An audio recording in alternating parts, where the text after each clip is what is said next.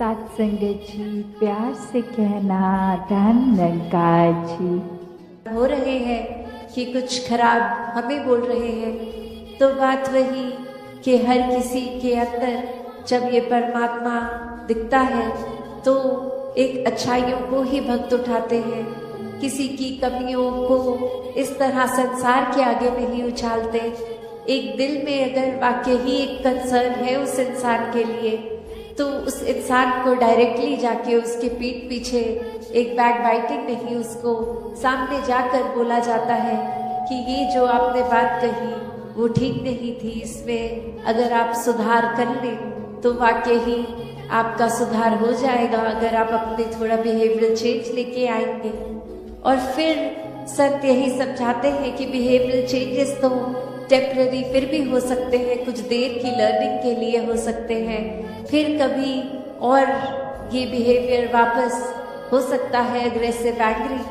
तो फिर कैसे हर समय के लिए एक मन को शांत रखना है, शीतल रखना है, मन में सहजता रखनी है, मन में सुकून का भाव रखना है, और एक तन मन धन हर रूप से, ये सामाजिक रूप से एक संदेश जो हमारे अंदर ये मिशन की आइडियोलॉजी वही एक हर एक तक पहुंचाई जाए। दातार हर एक पे कृपा करे कि हर कोई अपने जीवन में इस तरह सेवा करे, इतनी अनकंडीशनल सेवा हो कि रूप चाहे कोई भी मिल जाए, आज सेवा कैसी लगी है, कल कैसी, बस वो भाव पूर्णता से समर्पित भाव हो, वो फिर जीवन इस तरह भक्ति में हो कि फिर संगत के लिए एक दिल दिमाग सभी का हर एक के लिए कि किसी को कोई नुकसान ना पहुँचे, हर किसी के लिए एक बरकतें हों, एक दिल हर किसी के लिए पिघलता हो, एक ऐसा सेवक का भी जीवन जो आज चाचा प्रताप सिंह जी का भी जिक्र, तो ऐसा ही सेवा का भाव उनके मन में भी और पूरे परिवार ने भी अभी जो अरदास करी कि ऐसे मिशन में भी एक समर्पित रूप की सेवा अर्पण करते हुए आज भी परिवारों में भक्ति का माहौल एक जो बरकरार है, आगे भी ऐसे बढ़ते चले जाएं, तो दातार हर किसी पे कृपा करे।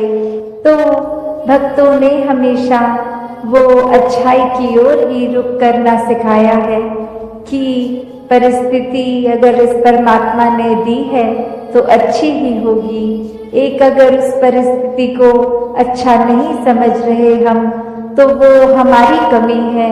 इस परमात्मा ने तो पूर्ण किया है इस परिस्थिति को भी। जब इस परमात्मा ने हमको जो कुछ दिया वो परमात्मा का जो दान है, तो ये परमात्मा जहाँ पूरा है तो परमात्मा की दी हुई हर परिस्थिति भी पूर्ण है। फर्क सिर्फ हमारे नजरिए का होता है कि उसको हम किस तरह देख रहे हैं, उस परिस्थिति में से हम निचोड़ क्या निकाल रहे हैं, उससे सिखलाई क्या निकाल रहे हैं। क्या हम सिर्फ हमारे अनुसार कुछ नहीं हुआ तो उसके वजह से इस परमात्मा को ही कोस रहे हैं, या ये भी मान रहे हैं कि ये ही हमारे लिए बेस्ट है और कैसे इसमें वरदान छुपा हुआ है। तो एक ये नजरिया भक्तों ने हमेशा से जो जिया कि आध्यात्मिक पहलू अपना हर किसी ने जहाँ एक बहुत ही उस नजरिए का बनाना है कि जीवन में ये शरीर मिला है, ये मटेरियलिस्टिक वस्तुएं मिली हैं, घर बार रिश्तेदारी बहुत कुछ मिला है, तो क्या इसी में पूरा समय रहकर इस परमात्मा के लिए समय नहीं निकालना, या फिर एक चुनाव अपना है कि इस परमात्मा के प्यार के रंग में ऐसे रंगे जाएं कि कोई दुनियावी रंग फिर छू नहीं सकता। ये पक्के का रंग, ये एक हर समय रहने वाला रंग, और इस रंग को जिसने भी अपने ऊपर लगाया वो हमेशा के लिए आनंदित हो गए। एक जीवन हर समय के लिए झूम झूम के जिया गया, और ये चेतनता ब्रह्म ज्ञान से जहाँ एक ये स्पिरिचुअल लाइफ में तो हर समय ये बहुत ही अच्छा माध्यम है टूल। पर एक और बात भी देखी जाए कि अगर हम कोई दुनियावी कोई मटेरियलिस्टिक अपनी रिस्पॉन्सिबिलिटी कोई काम काज भी कर रहे हैं, कुछ भी कर रहे हैं, तो उसमें भी चेतनता होनी बहुत जरूरी होती है। चाहे वो अक्सर छोटा सा एग्जाम्पल ड्राइविंग का भी कि सड़क पे होते हैं तो अक्सर वही पंक्ति बार बार नजरों के आगे आती है कि सावधानी हटी दुर्घटना घटी। तो ये हर समय चेतनता की बात है कि कहाँ पे हैं हम इस समय, वो एक एक पल का हमें होश वो खबर उस पल में ही रहें, वरना तो सोच एक सेकंड लगता है इधर उधर भागने में, ध्यान भटकने में। तो कैसे जहाँ उपस्थित है शरीर वहाँ मन को भी उपस्थित रखना है और ये चेतनता हर समय की जीवन में हो। तो फिर बात वही आती है जहाँ से हर बात की ही शुरुआत है, ये परमात्मा, ये निराकार, ये जो बेरंगा है, इसके एहसास में हर समय रहना एक पॉसिबल है। एक हर एक पल इसी के एहसास में जीना संभव है और ये कोई बहुत कल्पना की कोई किताबी बातें नहीं है। हर कार्य करते हुए इसके ही एहसास में अगर रहा जाए तो ये परमात्मा हमारे जीवन में और गहराई से उतरता है। कैसे फिर जहाँ बात अभी जिक्र भी अहंकार का हुआ कि कैसे फिर मन हमारा अक्सर इतना ज्यादा, किसी ने थोड़ी तारीफ क्या कर दी, वो ही बात में इतना अपने आप को श्रेष्ठ मानते हुए एक ऐसी विचारधारा के अंतर्गत रोज जीना उठना खाना बैठना शुरू कि अब हमसे श्रेष्ठ तो कोई नहीं।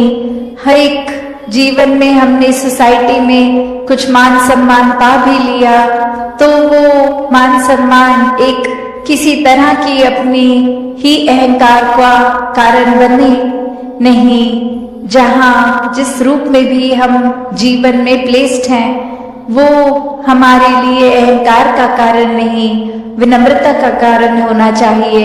अपने दायरे में बहुत नाम कमा लिया है, एक हमारा कुछ औहदा कुछ रिस्पेक्ट बन गई है, एक तरह के हम सेलिब्रिटी बन गए हैं, कुछ दो चार लोग हमें जान गए हैं, तो ये एक इम्पोर्टेंट होने का अहंकार या कोई और तरह का अहंकार ये मन में घर कर लेता है। तो ये सारी चीजें सिर्फ इस्तेमाल के लिए और साथ में एक प्रभाव समाज पे भी इस तरह रहे भक्तों का शुरू से ही कि अपना भी कल्याण है और उनका भी कल्याण है। कोई भी काम भक्त किसी भी समय एक सेल्फिश होके सिर्फ अपने लिए नहीं करते। भक्तों को तो यही मन में होता है कि हर एक के दिल में ठंडक पहुंचे, हर एक के दिल में एक आराम हो, हर किसी के लिए एक भाव शुद्ध, हर एक कोई परमात्मा का ही रूप तो बहुत ही पूजनीय। किसी को भी भक्तों ने कभी चोट नहीं पहुंचाई, किया हो ना किया हो, उस टाइम हम अपने दिमाग को, इस चेतनता को, ये रैशनल को भी नहीं एक सामने रखते, बस हमने सोच लिया तो हकीकत ही बन गई वो हमारी। तो अक्सर संसार में इंसान अपने बहुत सारे ऐसे सत्य बना लेता है, तो कैसे वो सच्चाई हमने सोच ली, वो कल्पना कर ली, तो वो एक हमारा ही नजरिया, वो माय वे और द हाईवे वाली बात कि जो मेरे सोच है वही सही है, औरों की राय मैटर नहीं करती, औरों का तरीका मैटर नहीं करता। तो ऐसी सोच अगर है तो हमारी ग्रोथ कहाँ है उसमें।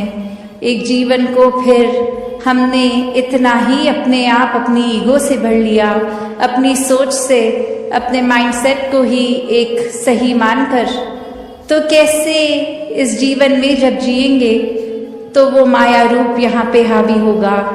क्योंकि when we are so full of ourselves तो हम लर्निंग कहाँ से करेंगे, जबकि इस निराकार, इस दातार ने तो हर जगह इस कण कण से शिक्षा लेने का एक रूप दिया है।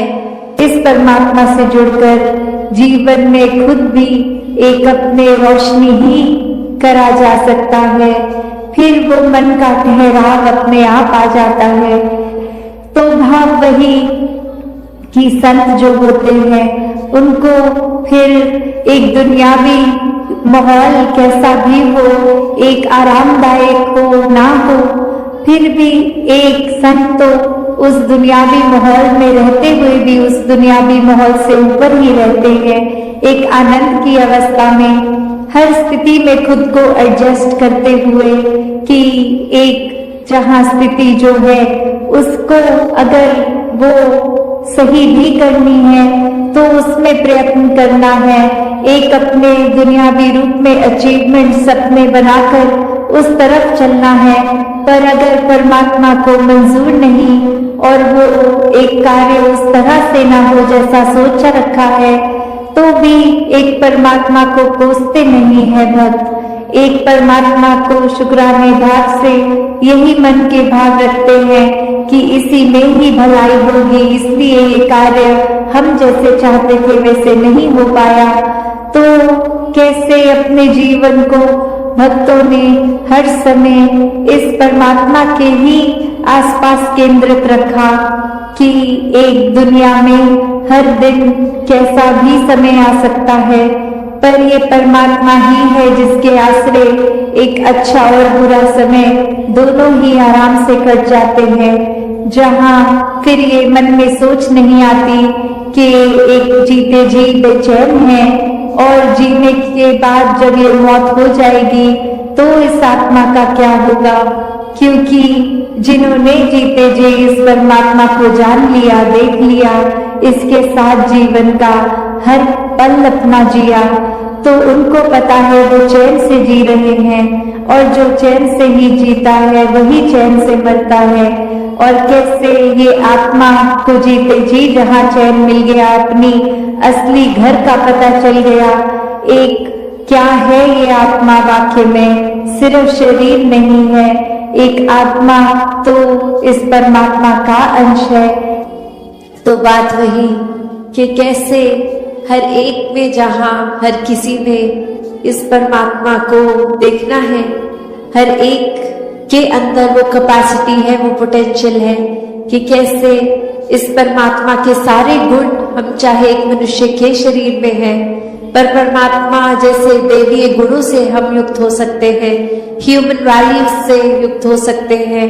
ये मन में कंपैशन, काइंडनेस, दया, क्षमाशील होना, एक मन में प्यार का भाव, प्रेम का भाव, ये लव, ये सरेंडर, ये ब्रॉड माइंडेड होना, हर एक को एक्सेप्ट करना, हर किसी के लिए वही भाव हो कि ये इंसान से बहुत कुछ हमें सीखने को मिल सकता कि किस तरह हर कोई ये सत्कार का पात्र है, क्योंकि इतनी बड़ी रात ये निरंकार परमात्मा जिसके भी हिस्से में है और बाकी भी जो अभी अपरिचित हैं उस ब्रह्म ज्ञान से, तो हर एक में जब वो देखेंगे तो मन सिर्फ वो प्यार करेगा, सत्कार करेगा।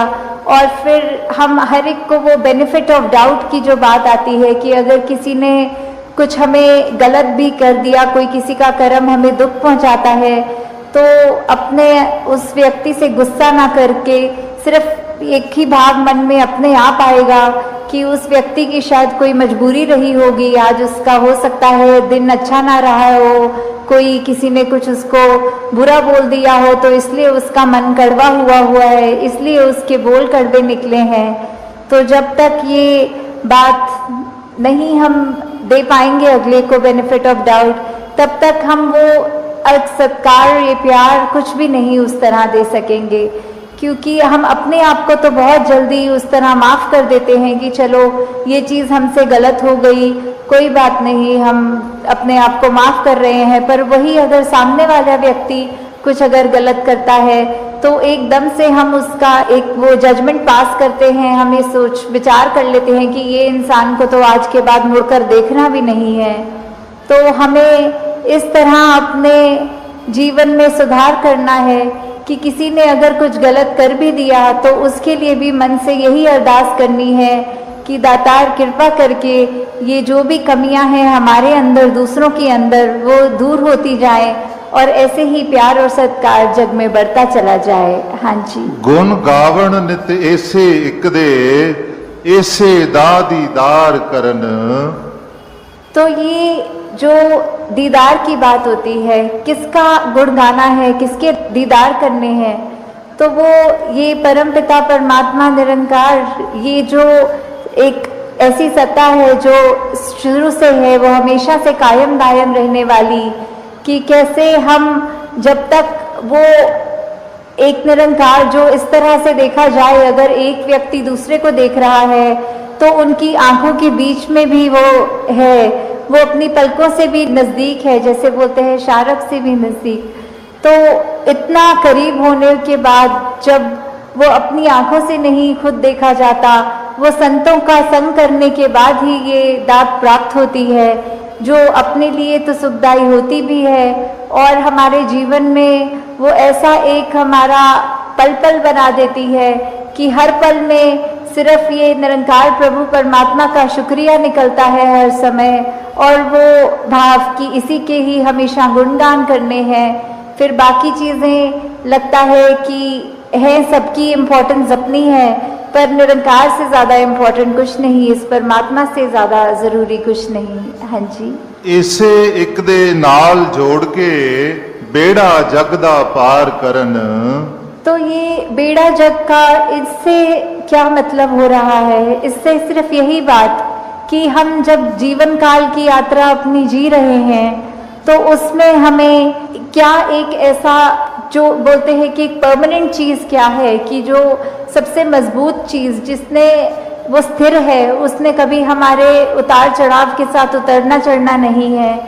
जैसे एक तूफान आता है तो हमें बोला जाता है कि कोई ऐसी चीज़ को पकड़ लो, जैसे पेड़ या कुछ जो अपना ज़मीन के अंदर इतनी मजबूती से जिसकी नींव गड़ी हो, ताकि वो हवा फिर हमें उड़ा नहीं सकती। हमने एक ऐसी स्थिर चीज़ को पकड़ लिया है जिसके कारण हम भी, वो हवाएं हमको उड़ा के नहीं ले जा सकती। तो ऐसे ही जीवन में हम अपने जीवन को तब तक अपना अच्छे से जीवन जी सकेंगे जब तक हम ये निरंकार के साथ अपने मन से ना जुड़े, तब तक वो एक जीवन भी हमारे उतार चढ़ावों के साथ फिर उथल पुथल मचाता है मन में। तो निरंकार का ही आसरा लेना है, निरंकार में ही अपनी श्रद्धा रखकर ये वो बात करनी है कि हमें ये अब जो स्थिर चीज़ मिल गई है, जो कभी एक सब किसी भी सिचुएशन में अपनी जगह से नहीं हिलती, तो हम फिर वो एक मजबूती का और सहारा लेते चलते जाते हैं और हमारा मन भी और सहारा पक्का करके एक विश्वास और बढ़ाकर फिर हमारे जीवन में ऐसे भी कोई कर्म नहीं हो पाते जो अपने लिए भी नुकसानदायक हों और औरों के लिए भी नुकसानदायक हों। हाँ जी। श्वास श्वास सिक नु सिमरण दूजा कदे त्यावण ना। तो फिर जब एक ये लगन लग जाती है निरंकार के साथ, ये अपने इसको हम हर पल अपने जहन में, अपने ऐसे कर्मों में, अपने भावों में पल पल, वो हमें पता भी नहीं लगता कि जिस तरह सांस लेना होता है उसके लिए कोई खास समय अलग से नहीं निकलता, कुछ भी करते हुए हम वो श्वास लेते हैं, वैसे ही ये निरंकार का एहसास हमारे मुख से उस तरह कभी तो शब्द रूप में भी सिमरन निकलता है और कभी अगर कोई अन्य काम में व्यस्त हो तो भी वो एक लिव जुड़ी जिसको बोलते हैं निरंकार के साथ। तो जब वो हो वहाँ पे हम रहे पूरे समय, तो दिन में कुछ भी करते चले जाएं पर लगातार एक चीज़ एक कांस्टेंट रहती है, वो है कि ये निरंकार का एहसास। तो जब तक हम वो सिमरन रूप में अपना नाता निरंकार से और गहरा करते जाएं, जितना अधिक से अधिक हो सके मन में भी करें और बोल से भी सिमरन करें, ताकि वही बात कि ये निरंकार ही है जो सही मायने में सब कुछ है और बिना उसके कुछ भी नहीं, और वो खुद भी सब कुछ होते हुए ना उस तरह दिखता है, पर फिर भी इतने गुण बिल्कुल निर्गुण होते हुए भी।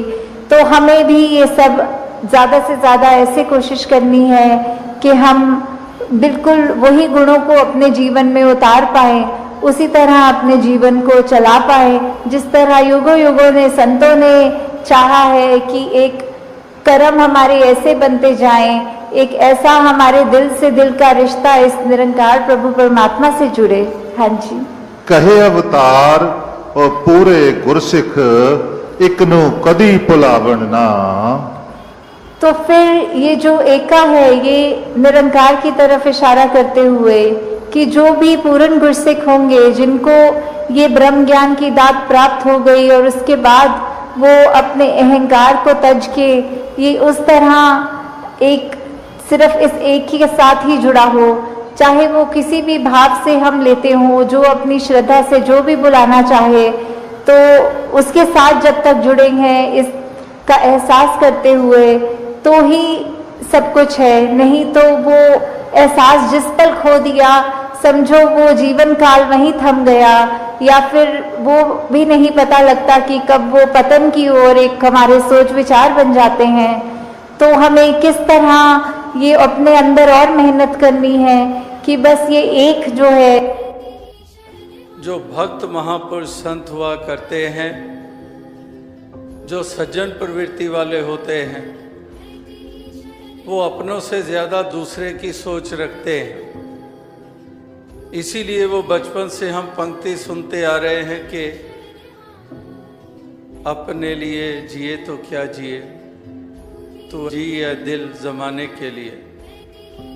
कि अपने लिए तो हर कोई जीता है, लेकिन वास्तविकता में वो जीना ही जीना कहलाता है। उस जीवन की महत्ता होती है जो औरों के लिए जिया जाता है। इसीलिए भक्तों संतों की तुलना एक नदी के साथ कर दी जाती है, एक वृक्ष दरख्त के साथ कर दी जाती है। कि एक वृक्ष दरख्त होता है, वो भी औरों को छाया देता है, औरों को फल देता है, खुद वो कड़कती धूप में सारा दिन खड़ा रहता है।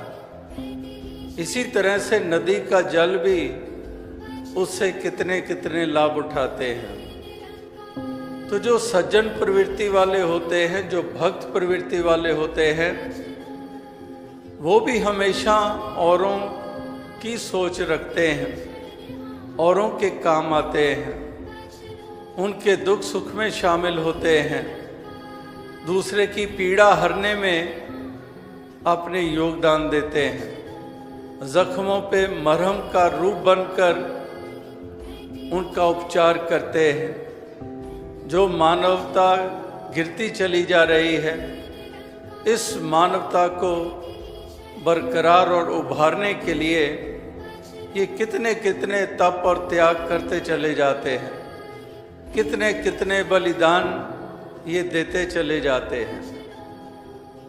इतिहास के पन्नों से हमें मिलता है कि वाकई ही ऐसे जीवन जीने वाले ही ऐसे हुए जिनका नाम रोशन हुआ, जिनके प्रति सत्कार का भाव पैदा हुआ, जिन्होंने हमेशा के लिए अपने निशान छोड़े, जिसका अनुकरण और अनुसरण करना ही एक विवेकी पुरुषों का एक कार्य हुआ करता है। तो महापुरुष संत जनों ने इस तरह से ये जीवन के द्वारा अपने ये सबके समक्ष ये मिसालें ये रखी हैं। जहाँ पर आज बटा हुआ संसार, बिखरा हुआ संसार, जहाँ पर अनेकता अभिशाप बन के रह गई है, जहाँ पर कोई एक दूसरे को एक आंख भाता नहीं है, जहाँ पर इनटॉलरेंस इतनी बढ़ चुकी है, टॉलरेंस लेवल कितना गिरता चला जा रहा है। ज़रा सी एक ज़ुबान से निकली हुई बात बर्दाश्त नहीं होती है, ज़रा सी एक मिनट की देरी बर्दाश्त नहीं होती है, किसी की भाषा बर्दाश्त नहीं होती है, किसी की जाति बर्दाश्त नहीं होती है, किसी का मज़हब बर्दाश्त नहीं होता है, किसी के चिन्ह बर्दाश्त नहीं होते हैं, किसी का पहरावा बर्दाश्त नहीं होता है, किसी के तौर तरीके बर्दाश्त नहीं होते हैं, यानी कि बिल्कुल ही कोई टॉलरेट करने को तैयार नहीं है। और दूसरी तरफ वलियों, गुरु, पीर, पैगंबरों ने पीसफुल को एग्जिस्टेंस की बातें कही हैं कि हम एग्जिस्ट करें, को एग्जिस्ट करें। उन्होंने को एग्जिस्ट कहा है, केवल एग्जिस्ट नहीं कि एक जाति वाला एग्जिस्ट करे, एक मजहब वाला एग्जिस्ट करे, एक कल्चर वाला एग्जिस्ट करे। को एग्जिस्टेंस का महत्व ही तभी होता है जब हर तरह के लोग एग्जिस्ट करें। जैसे भिन्न भिन्न फूल होते हैं, वो बगीचे की शोभा बनते हैं, वो एक दूसरे को बर्दाश्त करते हैं। एक ही फ्लावर बेड में, एक ही क्यारी में नाना प्रकार के फूल उस क्यारी में हैं। उन फूलों को तो कभी लड़ते नहीं देखा, उन फूलों को तो नहीं देखा कि एक फूल दूसरे फूल को उखाड़ के उस क्यारी से बाहर फेंक दे। इसीलिए वो शोभायमान है, इसीलिए उनका महत्व है।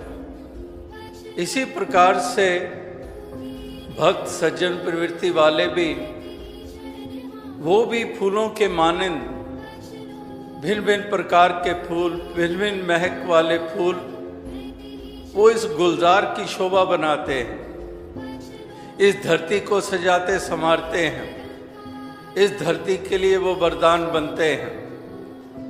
तो इसी की ही जरूरत है, क्योंकि वातावरण जो चारों तरफ की हम देख रहे हैं, ये भेदभाव, ये ना बर्दाश्त करने वाले मादे, इन्होंने आखिर क्या भला क्या किया है? मज़बत व मिल्लत की दीवार खड़ी करके आखिर इंसान की कहाँ पर भलाई हुई है? जाति पाति की दुहाई देकर जिस तरह से एक दूसरे को नकारा गया है, इससे आखिर वातावरण सुंदर बनाने में कौन सी मदद मिली है?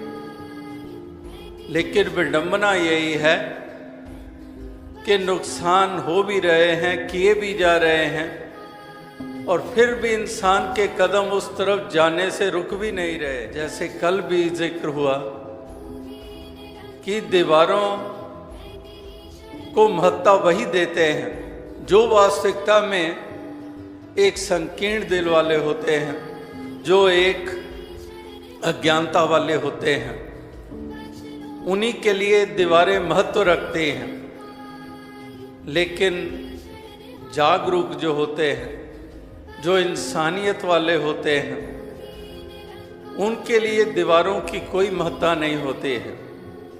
वो इस प्रकार से उन दीवारों को लांघ जाते हैं, उन दीवारों से पार चले जाते हैं, उन दीवारों को गिरा देते हैं ज्ञान हथौड़े से। इस प्रकार से फिर वहाँ कोई दूरियां नहीं रह जाती हैं, वहाँ पर नज़दीकत आ जाती है, वहाँ पर करीब हो जाते हैं, वहाँ पर अपनापन वो स्थापित हो जाता है। ना को बैरी ना ही बेगाना, सगल संग हमको बनाई, कि कोई पराया कोई बेगाना नहीं है, सभी अपने हैं। कोई बेगाना नहीं है, कोई एलियन नहीं है, किसी और प्लैनेट से नहीं आया है। सारे इसी धरती के वासी हैं, इसी धरती पे जन्मे हैं, और सबको इस इंसानी जामे में जो आए हैं, पैदा हुए हैं, आज से पहले या आज या आने वाले समय में, ये सारे ही 5 तत्व के पुतले हैं, और इन सब में एक ही नूर परमात्मा की अंश के रूप में, आत्मा के रूप में है। इसीलिए एक नूर ते सब जग उपजा, कौन भले को मंदे, लोगा भरम न भूलो भाई, खालक खलक खलक में खालक, पूरे हो सर्व ठाई। ये जो सर्वत्र समाई हुई परम सत्ता परमात्मा है, यही एक घट-घट में बसती है, यही एक आत्मा के रूप में ये हर किसी में ये चेतन एक कॉन्शियसनेस है जो ये बसती है। तो इसलिए जो इसी से अगर आई है, इसी की अंश है, तो फिर क्यों ये अपनापन पैदा नहीं हो रहा है? क्यों फिर बेगानेपन की भावना है? फिर क्यों ऊंच नीच वाली दृष्टि है?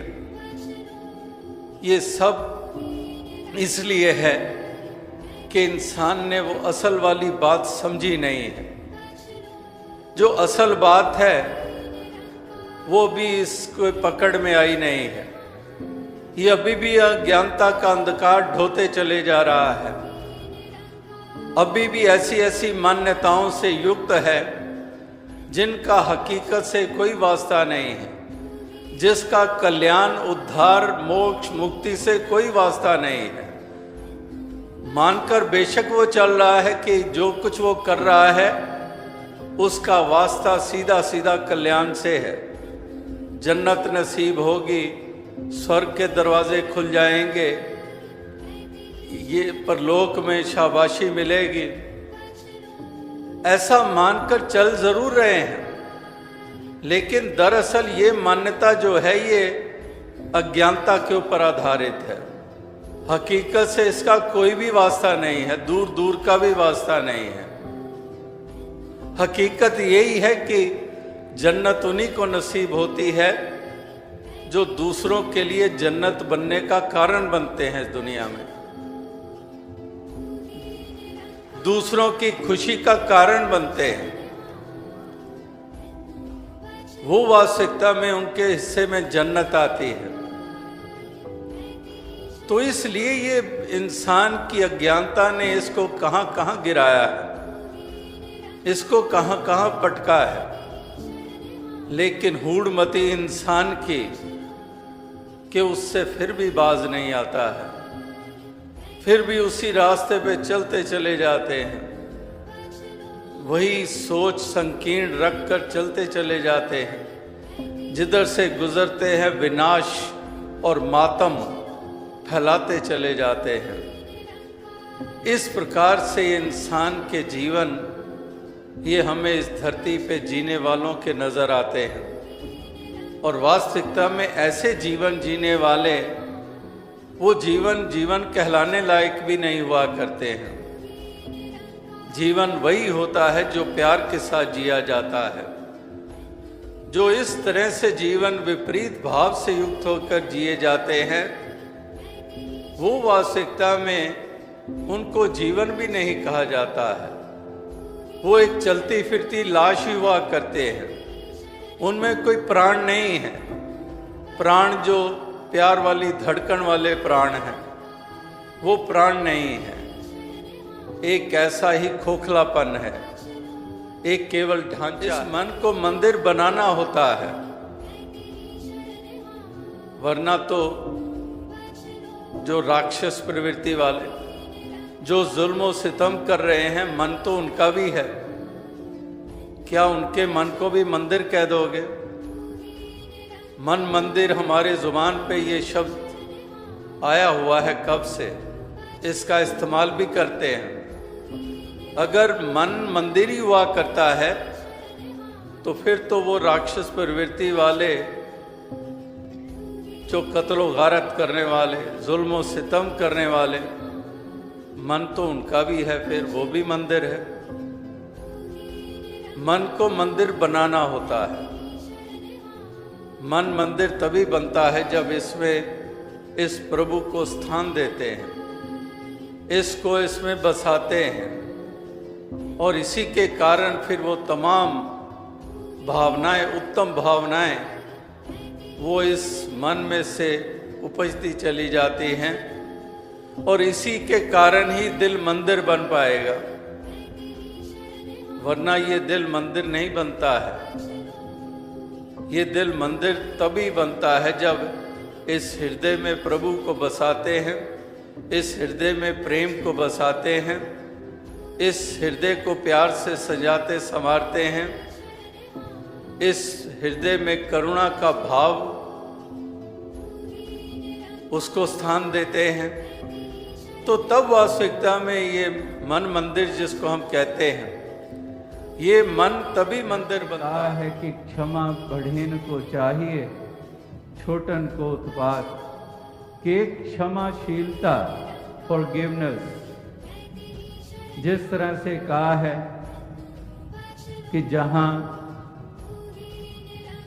जैसे कहते हैं कि जहाँ ज्ञान तह धर्म है, जहाँ लोभ तह काल, इसी प्रकार से कहते हैं कि जहाँ झूठ तह पाप है और जहाँ क्षमा तह आप, कि जहाँ पर क्षमाशीलता होती है वहाँ पर आप ये विराजमान हैं, कि जहाँ क्षमा तह आप, ये आप प्रभु परमात्मा है, जहाँ पर ये क्षमाशीलता है। तो क्षमा बढ़ेन को चाहिए, छोटन को उत्पात, कि जो बड़े होते हैं, सही मायनों में बड़े होते हैं, उम्र करके नहीं, कोई दौलत करके नहीं, इल्म करके नहीं, कोई कद-बुद के कारण नहीं, कोई बड़ी जायदादों के कारण नहीं, ये बड़ों की परिभाषा नहीं है।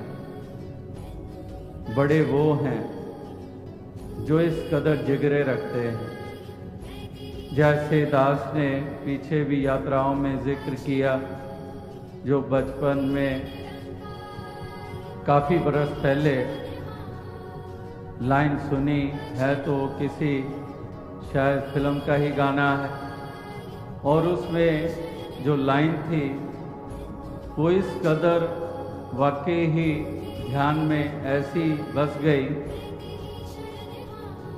कि इस दुनिया में है, दुनिया वालों, बड़ा मुश्किल है इंसाफ करना, बड़ा आसान है देना सजाएं, बड़ा मुश्किल है पर माफ करना।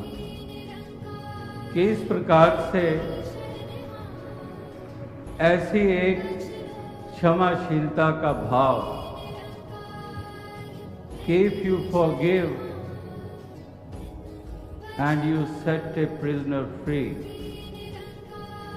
and you discover that the prisoner was you yourself। ये एक मिशन, ये वही पैगाम दे रहा है जो युगों युगों से गुरु पीर पैगंबरों ने इस संसार के मानव को पैगाम दिया। उनके लिए भी कोई जाति पाति का सवाल नहीं था, उनके लिए भी कोई मज़हब मिल्लत की अहमियत नहीं थी। उन्होंने भी कभी धर्मों को विशेषता नहीं दी थी। उन्होंने भी माना था कि क्रियाएं कर्म कांडों से कोई मंजिल मकसूद को पा जाए। सब ने जो रास्ता बताया, जो ढंग बताया, जो विधि बताई, और उस मर्यादा में से खुद गुजर के संसार को दिखाया कि यही ढंग है। इस प्रकार से एक अपने आप को समर्पित करके ब्रह्म ज्ञानियों के चरण में जाकर ही ये प्राप्ति हो सकती है। तो इस तरह से वही एक सिलसिला यहाँ पर निभाया जा रहा है। आप महापुरुषों की इतनी लगन है और एक प्रेम भाव है हृदय में, और जैसे दास ने पहले दिन भी कहा कि साल भर इन्हीं दिनों का इंतज़ार रहता है, इस समागम के अवसर का इंतज़ार रहता है। और इस प्रकार से एक जिस प्रकार से शायर लोगों ने भी कहा है कि वस्ल का दिन भी कितना मुख्तसर है,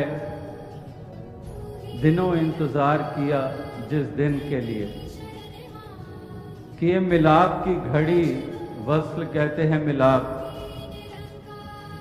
कि वस्ल का दिन भी कितना मुख्तसर है कि आग पलक झपकते ही बीत भी गया, और दिनों इंतज़ार किया जिस दिन के लिए, कि कब का इंतज़ार कर रहे थे, और ये भी इस तरह से बीत गया। लेकिन शुक्र है दातार का कि पता ही नहीं चला कब बीत गया, क्योंकि प्रेम भरा वातावरण था, क्योंकि निरोल भक्ति हो रही थी, निरोल भाईचारे की भावना को मजबूती दी जा रही थी।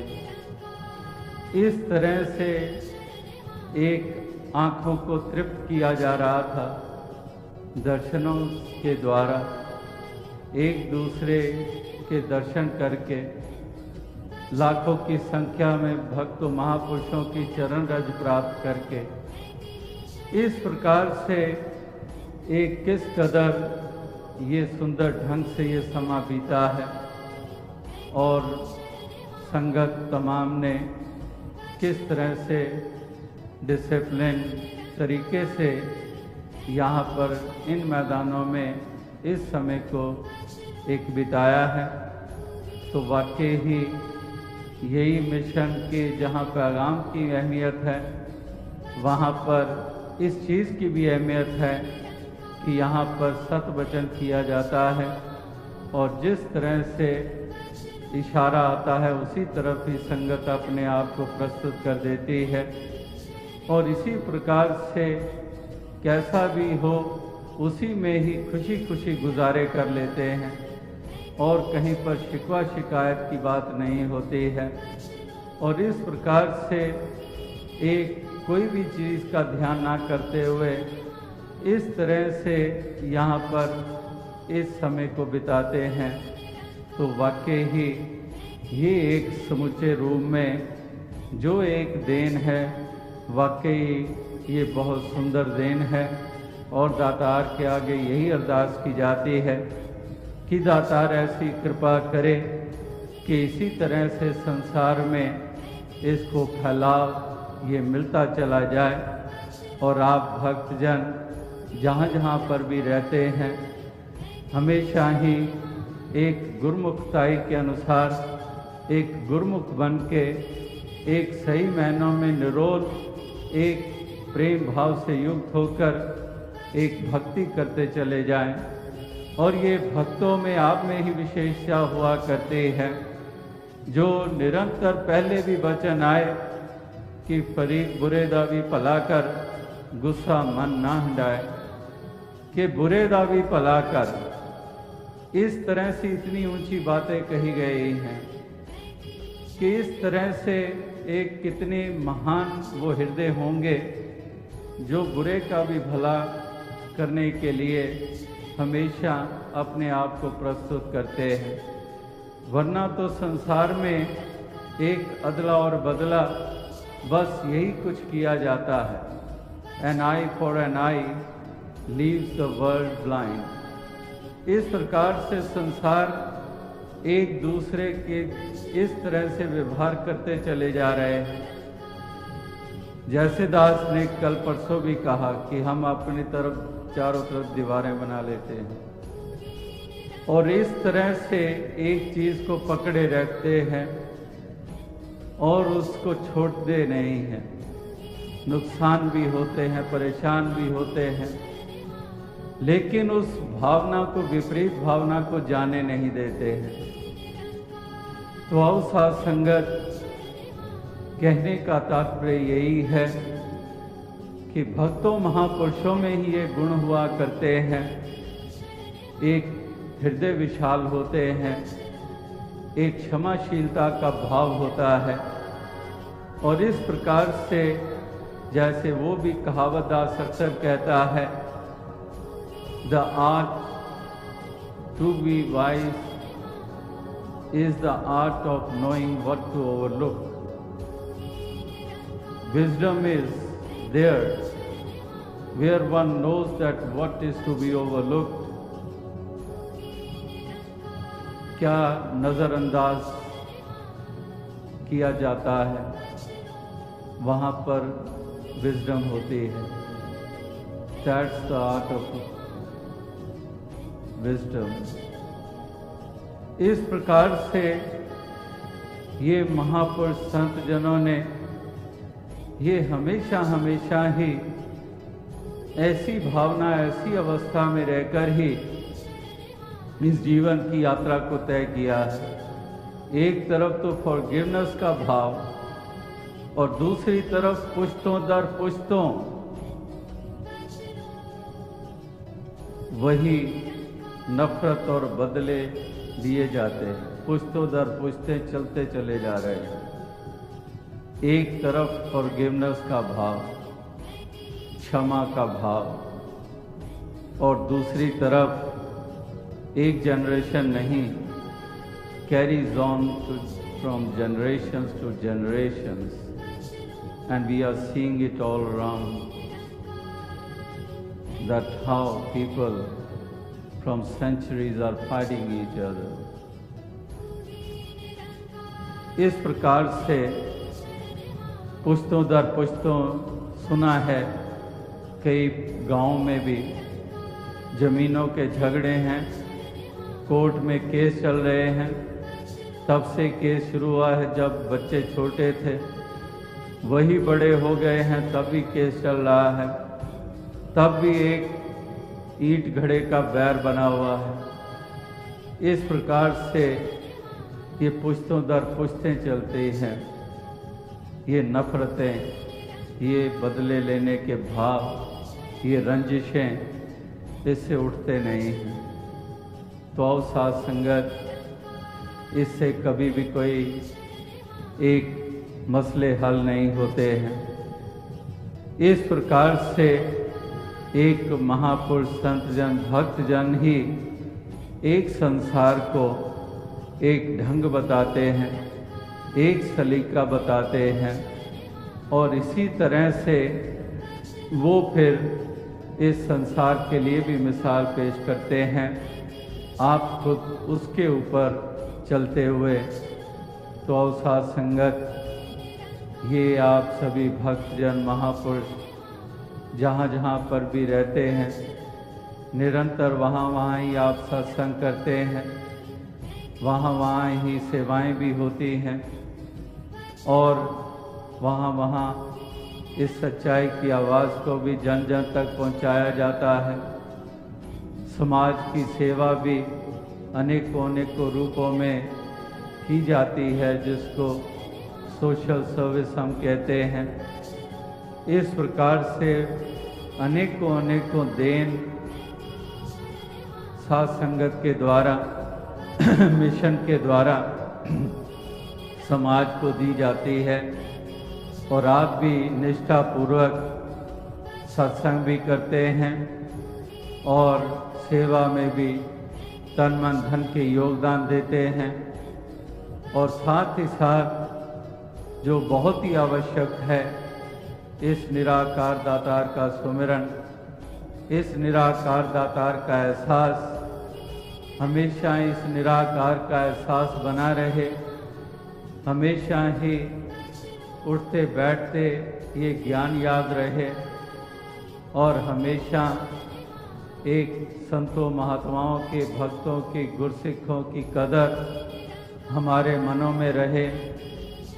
कभी भी हम प्यार का दामन छोड़े नहीं, इस प्यार को मजबूत करते चले जाएं, और इस प्रकार से एक सुंदर एक वातावरण, एक महकता हुआ वातावरण, हम उसमें आप भी विचरण करें और औरों को भी इसी महक के हम भागीदार बनाते चले जाएं।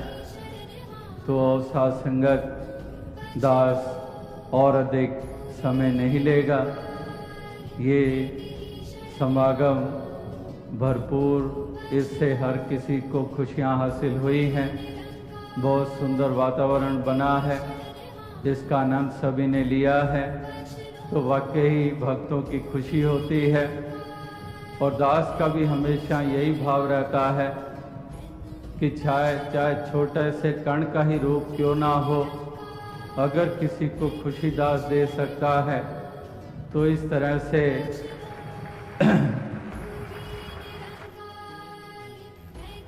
तो यही हमेशा भाव रहा है। तो दातार से यही अरदास रहती है कि यही हमेशा भाव बना रहे। हमेशा साथ संगत को सर माथे पे दास रखे, और इसी प्रकार से ये जो पिछले कुछ बरस पहले ऐसे ही अवसर पर वंदना के रूप में जब आप जैसे आज मना रहे हैं, तो तब भी जब सर के ऊपर सेहरा बांधा गया तो तब भी दास ने यही कहा था कि दास के सर के ऊपर सेहरा बांधा, देखने को तो ये सेहरा बांधा गया जो हो सकता है किसी धातु का बना हुआ हो, लेकिन जो असल सेहरा दास के सर के ऊपर है वो साध संगत का है, वो निराकार का है। तो इस प्रकार से यही दास के सर के ऊपर ही हमेशा ये सेहरा सजा रहे, निराकार की हमेशा कृपा रहे, साध संगत की हमेशा दुआएं रहे। दास और अधिक कुछ ना कहता हुआ यही अरदास करेगा कि दातार कृपा करे कि आप सभी को हर प्रकार के दुनियावी सुख भी प्रदान करे और भक्ति करने की शक्ति भी प्रदान करे। साध संगत जी धन। एक राजा का दुख। आशा करता हूँ साध संगत जी निरंकार की कृपा से आप सभी अच्छे होगे, स्वस्थ होगे। साध संगत जी आप जी के चरणों में बहुत ही सुंदर प्रेरणादायक कहानी विचार, जिसका विषय है एक राजा का दुख। तो आइए साध संगत जी जानते हैं इस प्रेरणादायक कहानी के माध्यम से। साध संगत जी हम अक्सर सोचते हैं कि जिसके पास धन दौलत ऐश्वर्य और सत्ता है उसे कोई दुख नहीं होता, लेकिन क्या वास्तव में ऐसा है? क्या बाहरी वैभव आंतरिक शांति की गारंटी है? आज की इस कहानी में हम एक ऐसे राजा की कथा सुनाने जा रहे हैं जिसके पास सब कुछ था, पर एक चीज़ की कमी ने उसे भीतर से तोड़ दिया था। यह कहानी एक ऐसे राजा की जो अपनी पीड़ा को दुनिया से छुपाए बैठा था और आखिर में उसे सच्चा सुख कहाँ और कैसे मिला, यही इस कहानी का सार है। साध संगत जी ध्यान से सुने। पुराने समय की बात है। सिद्धपुर नाम का एक विशाल और स्मृद्ध राज्य था। वहाँ के राजा अशोक वर्मा बहुत ही शक्तिशाली और बुद्धिमान थे। महलों के भीतर सोने चांदी की सजावट, हजारों नौकर, सेवा में लगे दरबारी, हर कोई उनके नाम की प्रशंसा कर रहा था। राज्य में कोई कमी नहीं थी, न अन्न की न धन की, लेकिन राजा का चेहरा हमेशा गंभीर और उदास रहता था। एक रात रानी ने पूछा, प्राणनाथ, सब कुछ होते हुए भी आप इतने व्यतीत क्यों हो? राजा ने उत्तर दिया, हर रात वह अकेला राजगद्दी के पास बैठकर आकाश को निहारते रहते हैं, जैसी किसी खोई चीज की तलाश में हो। राजा की पीड़ा तब शुरू हुई थी जब वह छोटे थे। बचपन में उनकी माँ चल बसी थी। पिता राजा थे पर बहुत कठोर। इस स्नेह के लिए उन्होंने जीवन भर तरसते हुए अपने आप को कठोरता में ढाल लिया। अब सब कुछ होते हुए भी वह उस स्नेह को, उस आत्मिक शांति को पाने को तड़पते थे। राजा ने राज्य भार में संतों, महात्माओं, योगियों को बुलाना शुरू किया। सभी से एक ही प्रश्न कि मन का दुख कैसे मिटे। एक संत ने कहा, राजन, तुम्हें आत्मा को पहचानना होगा। बाहर की दुनिया में खोज बंद करो और भीतर की ओर चलो। यह बात राजा के मन को लगी।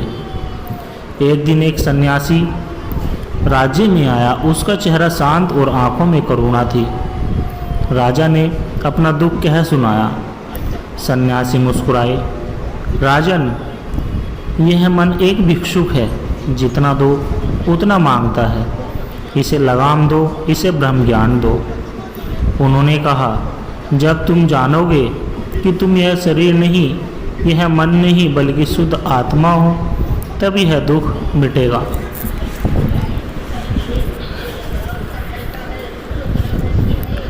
राजा ने राजमहल छोड़कर एकांत में ध्यान करना शुरू किया। कई बार दिन बीते, मन बहुत भटका, लेकिन फिर भी एक दिन वह अनुभव हुआ, मैं वही चैतन्य हूँ जो जन्म से परे है, जो मृत्यु से परे है। उसी क्षण राजा को सच्चा सुख मिला। उन्होंने राज्य लौटकर राजपाट रानी को सौंपा और सेवा सत्संग के कार्यों में जीवन लगा दिया।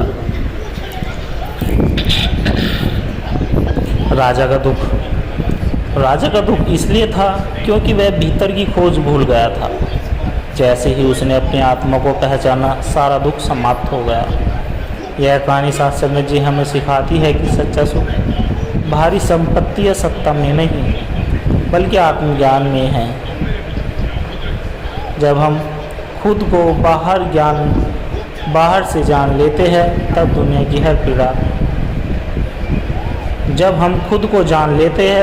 की हर पीड़ा तुच्छ लगने लगती है। सत्संगत जी,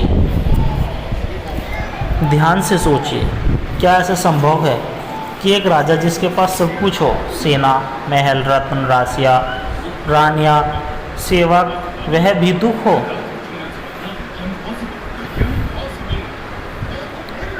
हाँ, क्योंकि असली सुख न सत्ता में है न संपत्ति में, बल्कि आत्मा की शांति में असली सुख होता है। आज की यह हमारी कहानी है एक राजा का दुख के ऊपर, लेकिन ये दुख सिर्फ उनका नहीं, ये दुख हर उस व्यक्ति का है जो दुनिया को पाकर भी खुद को खो बैठता है।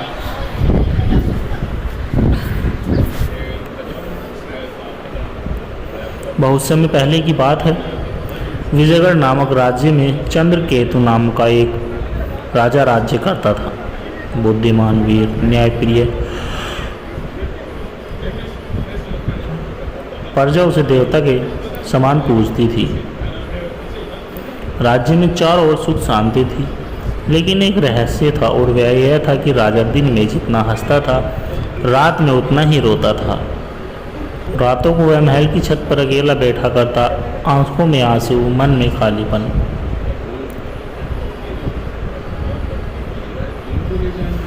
यशोदा रानी ने एक रात राजा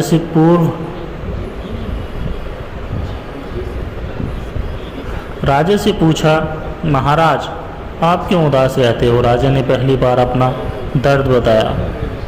रानी, मुझे यह जीवन अधूरा लगता है।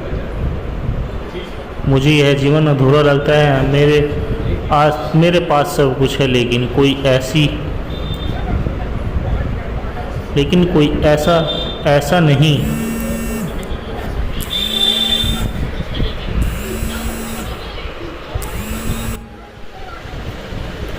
बहुत समय पहले विजयगढ़ नामक राज्य में चंद्रकेतु नाम का राजा राज्य करता था। बुद्धिमान, वीर, न्यायप्रिय, प्रजा उसे देवता के समान पूजती थी। राज्य में चारों ओर सुख शांति थी, लेकिन एक रहस्य था। राजा दिन में जितना हंसता था, उतना रात को रोता था। रातों को वह महल की छत पर अकेला बैठा करता, आंखों में आंसू, मन में खालीपन। रानी यशोदा ने एक रात राजा से पूछा, महाराज, आप क्यों उदास रहते हैं? राजा ने पहली बार अपना दर्द बताया कि रानी, मुझे यह जीवन अधूरा लगता है। मेरे पास सब कुछ है, लेकिन कोई ऐसा नहीं जिससे मैं अपने मन की बात कह सकूं। जब मैं हंसता हूँ, कोई नहीं पूछता कि असली मैं कौन हूँ। सब मेरी शक्ति से डरते हैं, मुझसे प्रेम नहीं करते। राजगुरु देवदत्त ने राजा से कहा, राजन, तुम्हारा दुख तुम्हारी पहचान का संकट है। तुम जानते ही नहीं कि तुम कौन हो। जब तक तुम स्वयं को नहीं जानोगे, तब तक यह खालीपन बना ही रहेगा। राजा बोला, तो क्या मुझे महल छोड़ना होगा? गुरु बोले, नहीं, महल नहीं छोड़ना, मोह छोड़ना होगा। महल छोड़ना होगा। राजा ने कुछ समय के लिए सभी समारोह, विलास और राजनीति से विराम लिया। वह रोज सुबह उठकर ध्यान करता। धीरे धीरे वह देखने लगा कि उसकी सारी उपलब्धियां दूसरों की नज़रों के लिए थी, खुद के लिए कुछ भी नहीं था। वह भीतर उतरने लगा और वहाँ उसे मिला शून्यता। न कोई पद, न महिमा, न भय, न अपेक्षा। एक दिन राजा वेश बदलकर गांव में आया।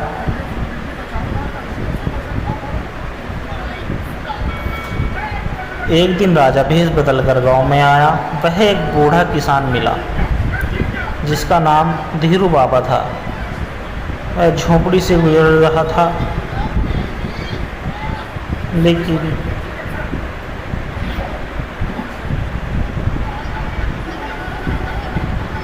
वह झोपड़ी में रहता था, लेकिन सदा प्रसन्न रहता। राजा ने पूछा,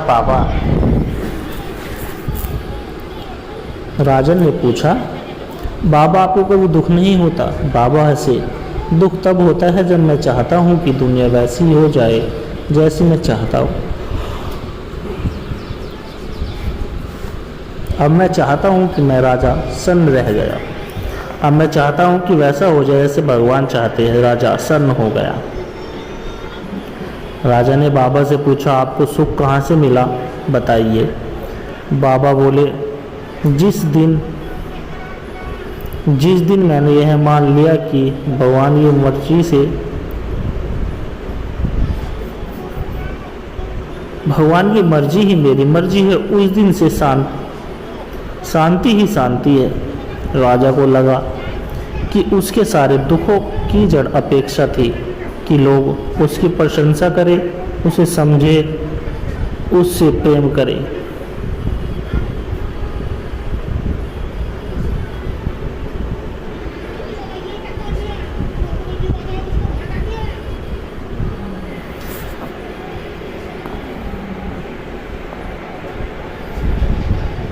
राजा ने बाबा से पूछा, आपको सुख कहाँ से मिला है?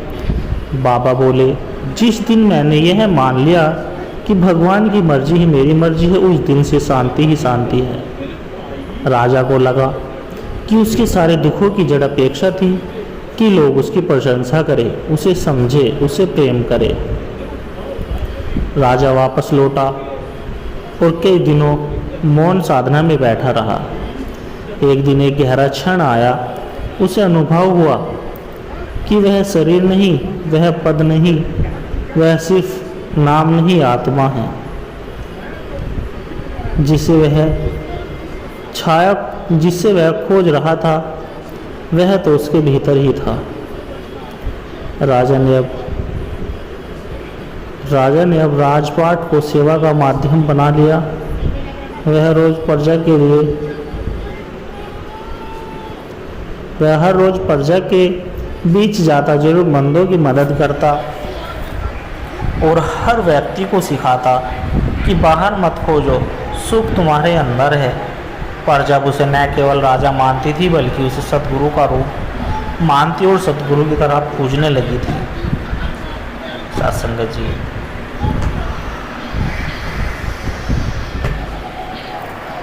राजा दुखी हो सकता है, यह बात पहली बार सुनने में अजीब लगती है, लेकिन जब हम गहराई से सोचते हैं तो समझ में आता है कि सुख दुख का संबंधन पद और प्रतिष्ठा से नहीं, बल्कि मन और आत्मा की उन्नति से है।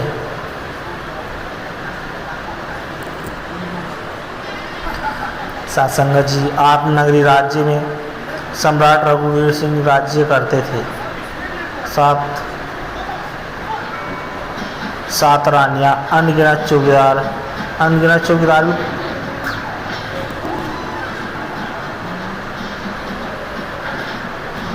बेशुमार खजाना, पर मन में एक अजीब सी खालीपन था। रात को वे बार बार एक ही सपना देखते, मैं कौन हूँ। आँख खुलती तो दरबार सजदा, शाही काम चलते, लेकिन भीतर का प्रश्न वही बना रहा। एक दिन रानी प्रीतम से पूछने लगी, स्वामी, सब कुछ होते हुए भी आप इतने व्याकुल क्यों जाते, इतने व्याकुल?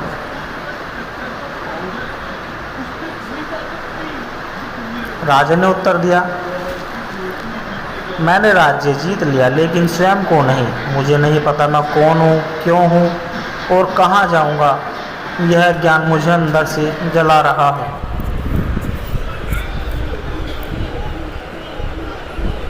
उसी समय राज्य में एक संत आए जिनका नाम ज्ञानदेव बाबा था। उनकी आंखों में करुणा थी, वाणी में शांति और चलने में ठहराव था। राजा ने उन्हें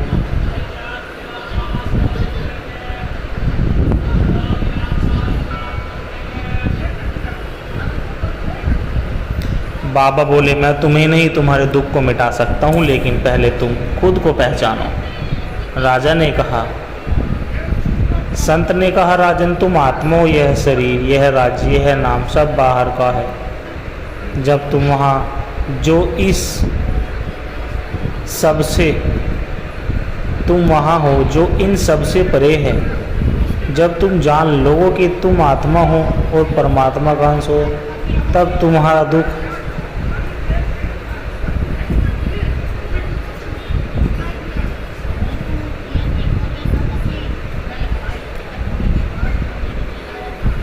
संत ने कहा, राजा तुम आत्मा हो, यह शरीर, यह राज्य, यह नाम सब बाहर का है। तुम वह हो जो इस सब से परे है। जब तुम जान लोगे कि तुम आत्मा हो और परमात्मा का अंश हो, तब तुम्हारा दुख जल जाएगा। राजा हैरान हो गए, ऐसा कैसे जानूं? संत बोले कि सत्संग, सेवा और सुमरन सही मार्ग है।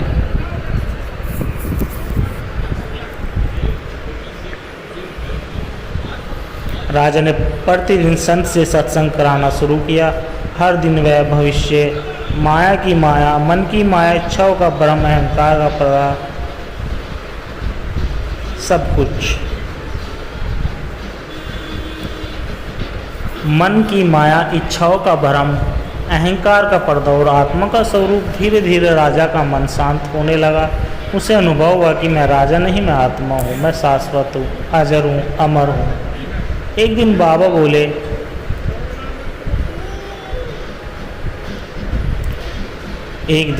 बाबा बोले, राजन तुम्हारा दुख इसलिए था क्योंकि तुमने मैं और मेरा को सत्य माना। मेरा राज्य, मेरी रानी, मेरी प्रतिष्ठा, ये सब असत्य है। सत्य केवल मैं आत्मा हूँ और परमात्मा में अनमोल यही है। राजा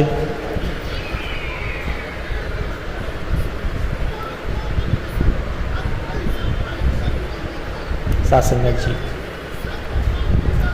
एक दिन ध्यान में राजा को अनुभव हुआ, मैं देह नहीं, मैं आत्मा हूँ और परमात्मा मुझ में है। उस क्षण उसके भीतर एक अद्भुत प्रकाश फूट पड़ा। वह उठ खड़ा हुआ, जैसे जन्मों का बोझ उतर गया हो। राजा ने निर्णय लिया, अब राज्य सेवा का माध्यम बन जाएगा। हर व्यक्ति को आत्मज्ञान, सत्संग और सुमरन से जोड़ने का कार्य शुरू हुआ। राजा ने कहा, अब मैं राजा नहीं, परमात्मा का सेवक हूँ।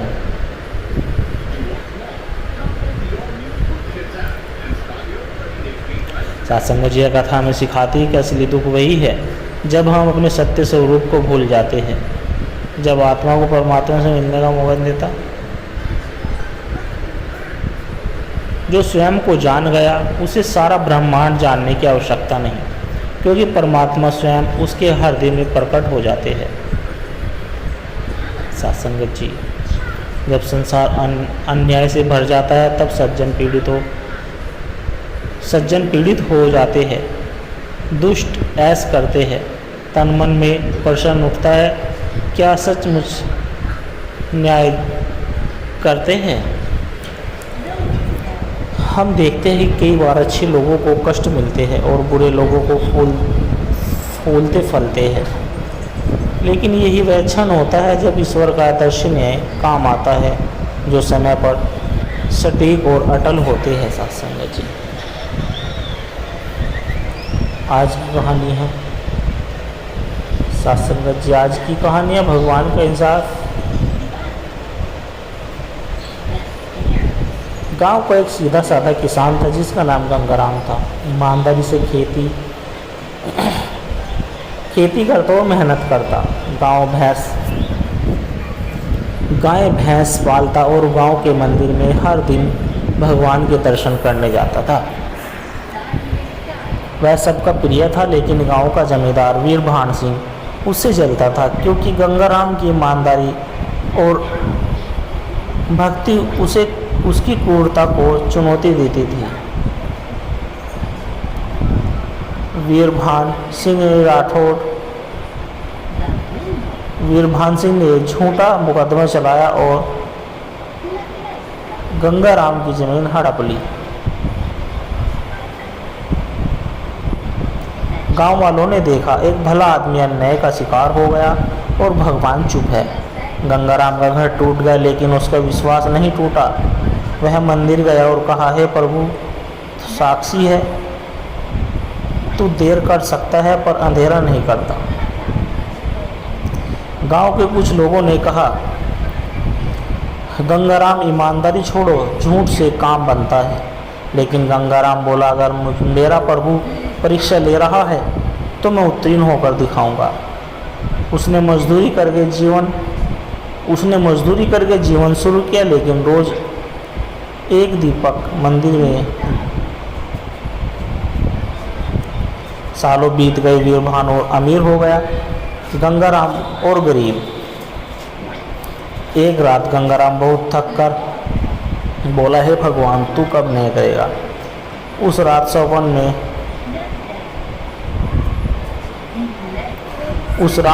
में उसे भगवान का स्वर सुनाई दिया, पुत्र, बीज को बीज से वृक्ष बनने में समय लगता है। जो तू बो रहा है उसका फल अमर रहेगा।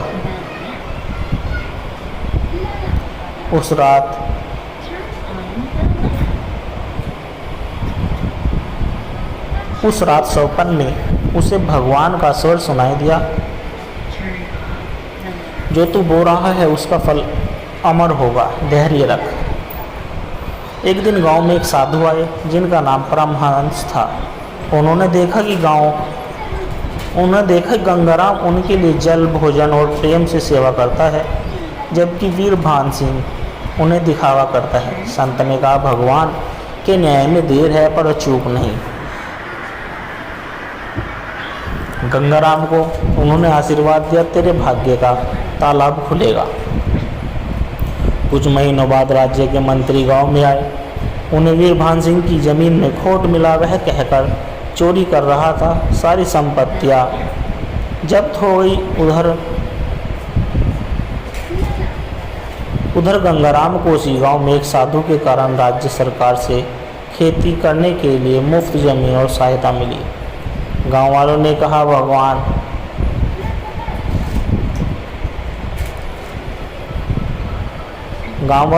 भगवान ने न्याय कर दिया है। वीरभान सिंह एक दिन गंगाराम के पास गया, गरीब, टूटा हुआ अकेला। गंगाराम ने कहा, जो तूने किया वह तेरे कर्म थे, जो मैंने सहा वो मेरी तपस्या थी। भगवान ने अब दोनों का हिसाब कर दिया। गंगाराम ने उसे क्षमा कर दिया। यही था भगवान का पूर्ण न्याय। गांव में मंदिर में एक पत्थर पर लिखा मिला, जो सही है उसका साथ भगवान देता है। अगर तुम्हारा विश्वास अडिग है तो भगवान का इंसाफ निश्चित है। गंगाराम गांव का मार्गदर्शन बन चुका था और उसका जीवन दूसरों के लिए प्रेरणा था। साथ संगत जी, ईश्वर न्याय करता है पर अपने समय पर। कठिनाइयाँ ईश्वर की परीक्षा लेती है। जब तक हम सत्य और भक्ति के मार्ग पर है, तब तक हमें किसी अन्याय से डरने की जरूरत नहीं। भगवान का इंसाफ केवल सजा नहीं, वह उद्धार भी है। जब इंसान रोता है तब भगवान जागते हैं, और जब इंसान सोता है भगवान जागते हैं, और जब इंसान रोता है भगवान निर्णय करते हैं। सत्संगत जी दास के द्वारा कहे गए प्रेरणादायक कहानी विचार यदि आप जी को अच्छे लगे हो तो वीडियो को लाइक करें, शेयर करें, कमेंट बॉक्स में धन निरंकार जी जरूर लिखें, और दास को आशीर्वाद देकर हर रोज़ आप जी के चरणों में ऐसी ही प्रेरणादायक कहानी विचार लेकर आता रहूं। सत्संगत जी प्यार से कहना, धन निरंकार जी।